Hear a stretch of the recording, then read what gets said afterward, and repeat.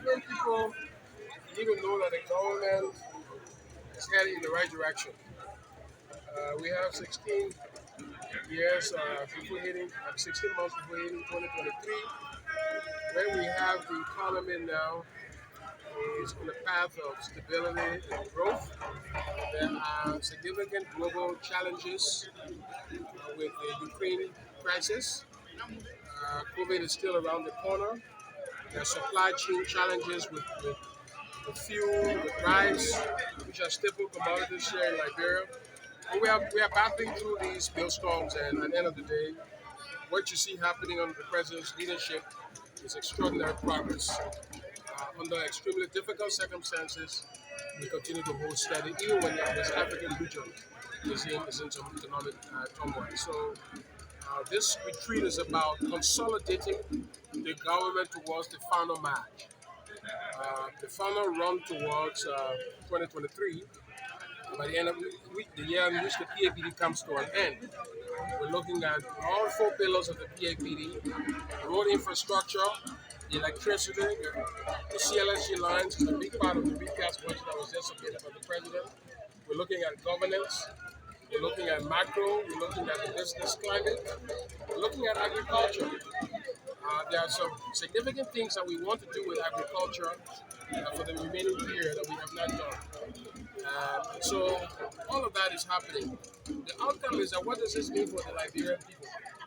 Well, we have stabilized the poverty trajectory. It's been tough. And I can tell the Liberian people that in the outer years, 1 year, 2 years, 3 years, the profile of poverty is going to significantly improve. We have reduced the cost of electricity, and as more power becomes available, there will be more investment opportunities, more improvements in the business climate. So these are big things. Every day, the Liberian people are bombarded with propaganda, with negative information about the government, which is not true. I think the good thing is that Liberian people now are thinking for themselves. They are not allowing any radio person, anybody on social media to define what for them is a priority. No, the Liberian people know and trusted George Weah. That's why they elected him. And they have seen that this man, even under difficult circumstances, is developing the country. The people of Nimba County are seeing massive development. I had the opportunity for the first time since I was born, 2 or 3 days ago, to drive on a paved road between Ganta and going to Prince Johnson's, the Ganta Cycling Paved Road. It's been big. For the first time, the segment between Ganta and the Prince Johnson College University is paved. The president was surprised when he was driving. He was asking, "Where is this?" Mr. McGill told him, "But this is the road that you came to break ground for." He said, "Oh, but I can't even make the place up." That's what's happening. Young children growing up under George Weah are seeing the transformation of the country. That this is the George Weah that people said is not competent to lead the country. This is the man who has managed. We don't have any political prisoners here. There are no political deaths here.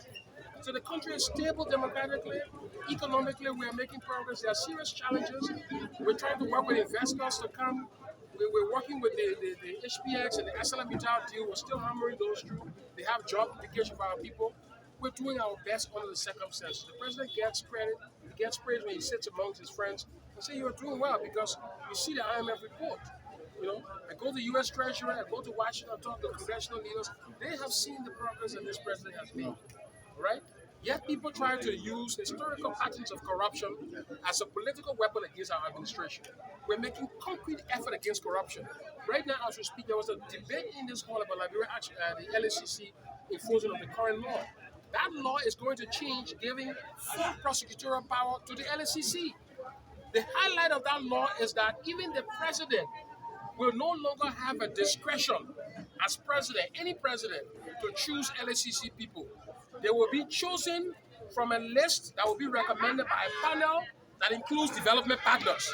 Now you tell me the government that does that and you say the government cannot fight corruption. You tell me. That means to appoint a new commissioner, the president will have to look at a recommendation from an expert panel who will have civil society representation, who have development partner representation. How much more can we be so transparent in this country?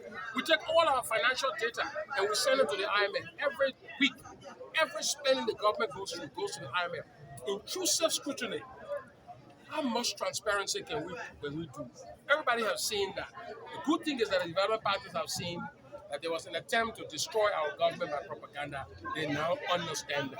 The Liberian people now understand that the attempt to destabilize the government by propaganda has failed.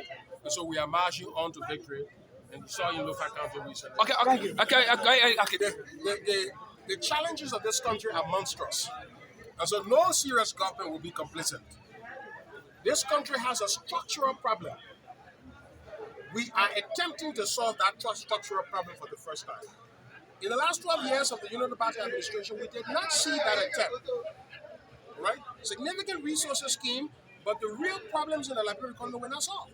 So the growth we were having in 2009, 2010, those are growth from extraneous factors. Well, growth from higher commodity prices, yes, but there were a lot of foreign influences in the economy that were not endogenously tied to our domestic process. The growth you see happening today and will happen is more fundamental to the growth than the growth that ever happened in this country. So we are diversifying the economy. We have to do well. But there is no, let me be clear to the Liberian people. There will be no serious progress in Liberia unless we solve roads and electricity. There's no question. There will be no serious progress. That's what we put in the effort. We are now trying to move around $20 million into the CLSG lines with LEC so that we can start. The $65 million we're programming just for electricity will come from CLSG, from Ivory Coast and Ghana. Roads construction's going on. So those are the two big things. As we are solving them, we are turning our attention to education, where there is a monstrous challenge. We're trying to end the problem of girls leaving school, to put more money. Next year budget will see more resources to agriculture. We are hiring 2,000 new teachers in this current budget year. We are placing volunteer teachers who've been volunteering for the last 10 years. We are placing them under the budget this year. We are sweating the development envelope. We are straining the fiscal resources under extremely difficult circumstances. We need to get praise for that. We don't need criticism. We need understanding for the Liberian people. So, Minister,